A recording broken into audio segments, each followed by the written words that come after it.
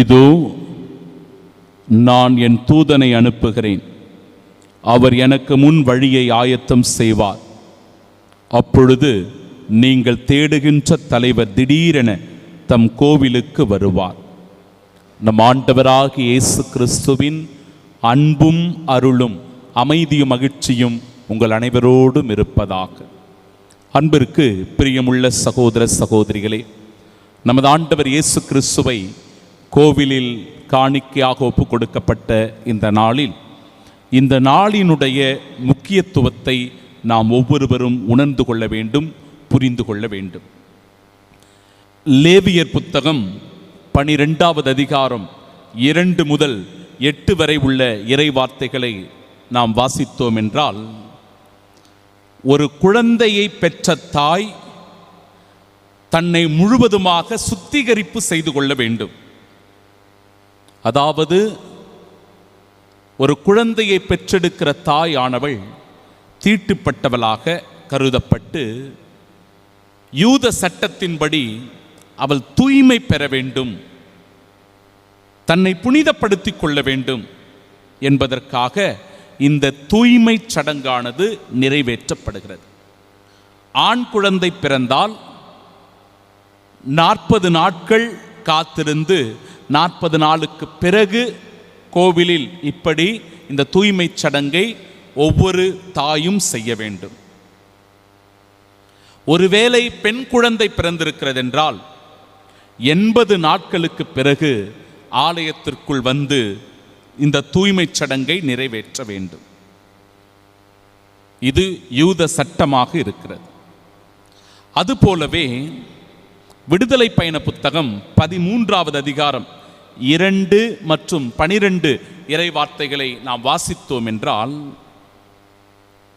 ஆண் தலைப்பேறு அனைத்தும் ஆண்டவருக்கு அர்ப்பணிக்கப்பட வேண்டும் என்று குறிப்பிடப்பட்டிருக்கிறது. அன்னை மரியாளும் புனித சூசையப்பரும் ஆலயத்திற்குள் குழந்தை இயேசுவை கொண்டு வந்தது இந்த விடுதலை பயண புத்தகம் 13வது அதிகாரம் 2 மற்றும் 12வது அந்த இறை வார்த்தையினுடைய முழுமையை எடுத்துச் சொல்லுகிறது. யூத சட்டத்தின்படி ஆண் தலைப்பேறு அனைத்தையும் ஆண்டவருக்கு அர்ப்பணம் செய்ய வேண்டும். அதனால் ஆண்டவர் இயேசு கிறிஸ்துவை 40 நாளுக்கு பிறகு எருசலேம் தேவாலயத்திற்கு கொண்டு வந்து அர்ப்பணம் செய்வதை பார்க்கிறோம். அன்பிற்கு பிரியமானவர்களே, நாம் கிறிஸ்து பிறப்பு பெருவிழாவை கொண்டாடினோம். கிறிஸ்து பிறப்பு பெருவிழாவுக்கு பிறகு 40 நாள் கழித்து இந்த விழாவை நாம் கொண்டாடுகிறோம். திரு அவை கொண்டாடுகிற 12 பெரிய விழாக்களில் இந்த விழாவும் ஒன்று என்பது குறிப்பிடத்தக்கது. இந்த விழாவை கிபி 312 இந்த விழா சிறப்பாக கொண்டாடப்பட்டு கொண்டே வருகிறது. இந்த விழாவை பல்வேறு அடிப்படையில் நாம் புரிந்து கொள்ளலாம். புனித திருத்தந்தை 2ஆம் ஜான் பால் அவர்கள் இவ்விழாவை ஒவ்வொரு துறவியரும் தங்களுடைய வார்த்தைப்பாட்டை, அந்த அர்ப்பண நாளை நினைவு கூர்ந்து அவர்கள் அதை புதுப்பித்துக் கொள்ள வேண்டும் என்று சொல்லி அழைப்பு தருகிறார். 2ஆம் வத்திக்கான் சங்கம் இந்த விழாவை ஆண்டவர் கோவிலில் காணிக்கையாக அர்ப்பணிக்கப்பட்ட விழாவாக அங்கீகரிக்கிறது. சகோதர சகோதரிகளே, இந்த விழாவை பல்வேறு பெயர்களால் நாம் அழைக்கிறோம். பல பெயர்கள் இந்த விழாவுக்கு உண்டு. கேண்டில் மஸ் என்று இதை நாம் அழைக்கிறோம். அதாவது மெழுகுதிரியினுடைய நாள். மெழுகுதிரியை ஏற்றி பவனியாக வந்து ஆண்டவருக்கு அர்ப்பணம் செய்கிற ஒரு ஒளியின் நாளாக இந்த நாள் இருக்கிறது, கேண்டில் மஸ். அதன் பிறகு அன்னை மரியாவை சுத்திகரிப்பு செய்த ஒரு நாள். காணிக்கையாக ஆண்டவர் இயேசு கிறிஸ்துவை அர்ப்பணித்த விழா, காணிக்கை மாதா திருவிழா என்றெல்லாம் இந்த விழாவானது சிறப்பித்து கொண்டாடப்படுகிறது. என் அன்பு சகோதர சகோதரிகளே, நம்முடைய வாழ்க்கைக்கான ஒரு பாடத்தை இந்த நாளினுடைய விழா அற்புதமாக நமக்கு சொல்லிக் கொடுக்கிறது. நாம் எல்லோருமே கடவுளுக்கு அர்ப்பணிக்கப்பட்டவர்கள்தான். எப்படி ஆண்டவர் இயேசுவை கோவிலில் அர்ப்பணம் செய்தார்களோ அதுபோல உங்களையும் என்னையும் நம்முடைய தாய் தந்தை ஞான பெற்றோர்கள் முன்னிலையில் ஆண்டவருக்கு நம்மை ஒப்பு கொடுத்தார்கள், காணிக்கையாக ஒப்பு கொடுத்தார்கள்.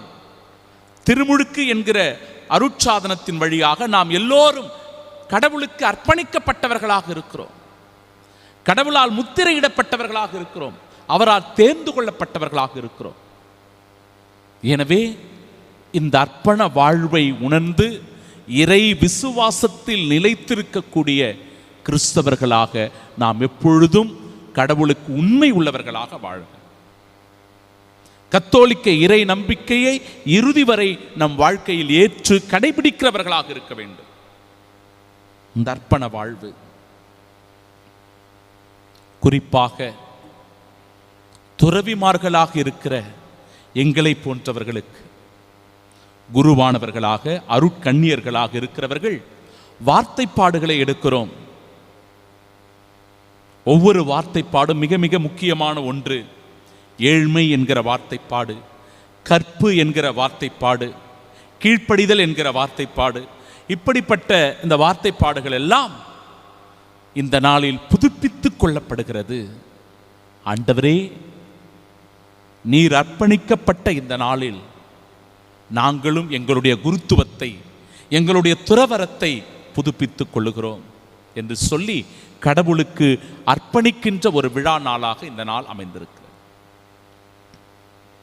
முழுவதுமாக கடவுளுக்கு நம்மை ஒப்புக் கொடுக்கிற ஒரு நாள். இந்த நாளிலும் கூட முதிய இறை வாக்கினர்களாக இருந்த சிமியோனும் அன்னாவும் இயேசுவை கண்டு கொள்ளுகிறார்கள், காத்திருக்கிறார்கள், பல ஆண்டுகளாக காத்திருக்கிறார்கள். அந்த பேரொளியை கண்டுகொள்ள, அந்த மீட்பை அறிந்து கொள்ள, அந்த மீட்பில் பங்கெடுக்க பல ஆண்டுகளாக காத்திருக்கிறார்கள். சிமியோனுக்கும் அன்னாவுக்கும் அந்த பாக்கியம் கிடைக்கிறது. இயேசுவை தன்னுடைய கரங்களில் தாங்குகின்ற பாக்கியத்தை சிமியோன் பெற்றுக் கொள்ளுகிறார். சகோதரனே, சகோதரியே, 2000 ஆண்டுகளுக்கு முன்பாக சிமியோனுக்கு அந்த பாக்கியம் கிடைத்தது. இன்றைக்கு உனக்கும் எனக்கும் கூட அதே பாக்கியம் கிடைக்கிறது. எப்பொழுது நாம் ஆண்டவர் இயேசு கிறிஸ்துவை, அவருடைய திருவுடலை நம்முடைய கரத்தில் தாங்குகிறோமோ, தேவ நற்கருணையினுடைய பிரசன்னம் நம்முடைய கரங்களில் வருகிறதோ, நம் நாவில் வைக்கப்படுகிறதோ, இயேசுவை தாங்கி வாழ்கிறவர்களாக நாம் ஒவ்வொருவரும் இருக்கிறோம். இந்த உணர்வை நாம் பெற்றுக்கொள்ள வேண்டும். இந்த மீட்பின் நற்செய்தியை நாம் ஒவ்வொருவரும் நம்முடைய அன்றாட வாழ்க்கையில் கொண்டாட வேண்டும். சகோதர சகோதரிகளே, நாம் எல்லோரும் பிறந்தபோது நம்மை குறித்து பல கனவுகளை சொல்லியிருப்பார்கள். என் மகன் ஒரு டாக்டர் ஆகணும், என்ஜினியர் ஆகணும், என் மகன் ஒரு நல்ல நிலையை அடையணும், ஒரு பெரிய பிஸ்னஸ் மேனா வரணும்.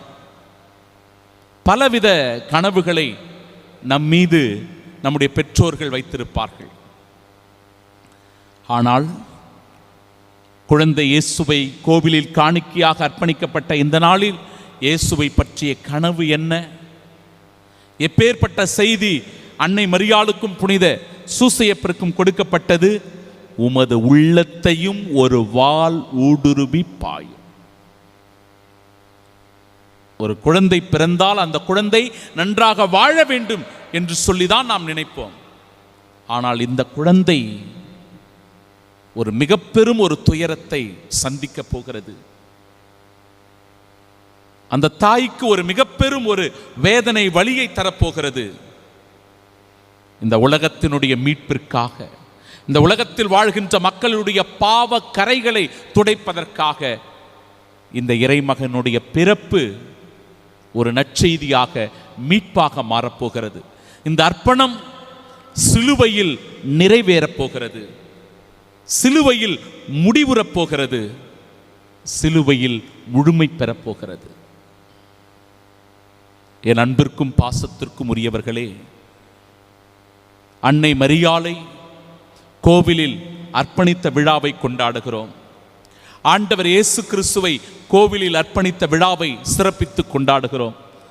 நாமும் கூட அதே மனநிலையோடு இந்த தெய்வீக பலியில் பங்கெடுப்போம். கிறிஸ்துவுக்கு நாம் அர்ப்பணிக்கப்பட்டிருக்கிறோம். கிறிஸ்துவின் சாட்சியாக வாழ்வதினால், அவருடைய மீட்பில், அவருடைய நிலையான மகிழ்ச்சியில் பங்கு பெறுவதினால் நம் வாழ்வு முழுமையும் நிறைவும் பெறுகிறது. ஆமீன்.